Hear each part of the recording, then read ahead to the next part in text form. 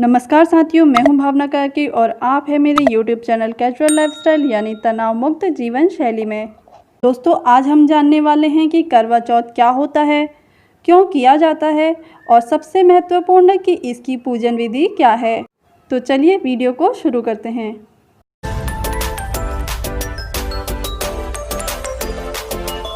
करवा चौथ यानी पति की लंबी उम्र के लिए रखा जाने वाला व्रत।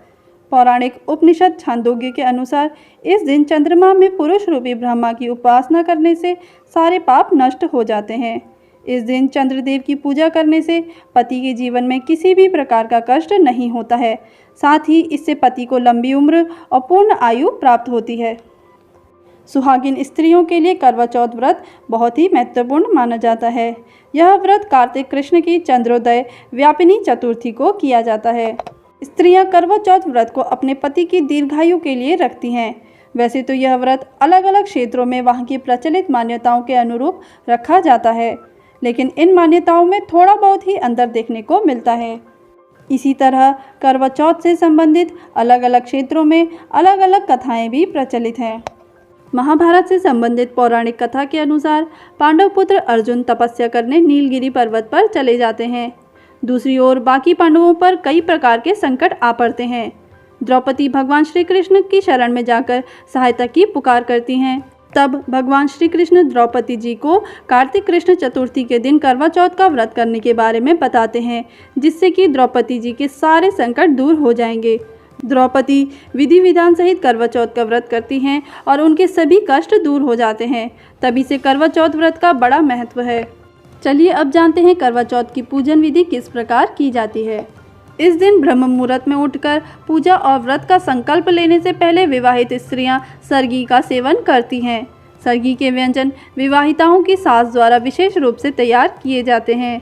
सरल शब्दों में कहें तो सरगी एक प्रकार से उपवास रखने से पूर्व किया जाने वाला नाश्ता होता है।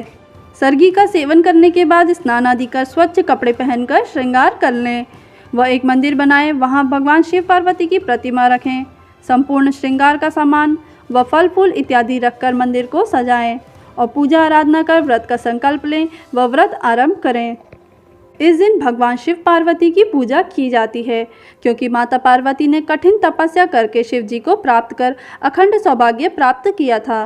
पूजा के समय मम सुख सौभाग्य पुत्र पौत्रादि सुस्थिर श्री प्राप्ति करक चतुर्थी व्रत मह करिष्ये मंत्र का जाप करें। दिन भर में हाथ पाँव में मेहंदी व महावर लगाया जाता है व रात्रि की पूजा और भोजन का बंदोबस्त भी किया जाता है। शाम के समय मां पार्वती का संपूर्ण श्रृंगार करें और स्वयं भी संपूर्ण 16 श्रृंगार धारण करें। भगवान शिव और मां पार्वती की आराधना करें और कोरे करवे में पानी भरकर करवा चौथ व्रत की कथा का श्रवण करें। पूजा करते समय पूर्व की ओर मुख करके बैठना चाहिए। वह संपूर्ण शिव परिवार, जिसमें शिव जी, पार्वती जी, नंदी जी, गणेश जी और कार्तिकेय जी शामिल हैं, की आराधना करनी चाहिए और पति के लंबी उम्र की कामना करनी चाहिए। यह व्रत सूर्योदय होने से पहले शुरू और चांद निकलने तक रखा जाता है, अतः चंद्र दर्शन के बाद ही अन्न ग्रहण करने का नियम है। सायंकाल में चांद के आने के पश्चात छलनी से, जिसमें दीपक रखा हुआ हो, चंद्रमा के दर्शन करने व अर्घ्य देने के बाद उसी छलनी से पति को देखें। पति को तिलक लगाकर आशीर्वाद लें और फिर पति द्वारा अन्न या जल ग्रहण करें। पूजा हो जाने के बाद मिट्टी के करवे में चावल, उड़द की दाल व सुहाग की सामग्री रखकर सास या सास के समान किसी सुहागिन स्त्री के पांव छूकर सुहाग की सामग्री भेंट दी जाती है। इसी के साथ करवा चौथ का यह व्रत पूर्ण होता है। उपवास में निर्जला रहने की प्रक्रिया उन महिलाओं के लिए है जो घर पर रहती हैं। वह दोनों हाथों में मेहंदी लगवाकर एक दिन के लिए घर के कार्यों से छुट्टी ले सकती हैं। कामकाजी महिलाएं व किसी अन्य कारण से जो महिलाएं निर्जला नहीं रह सकती हैं, वे जल और फल का सेवन कर सकती हैं। तो दोस्तों, वीडियो यहीं पर समाप्त होती है।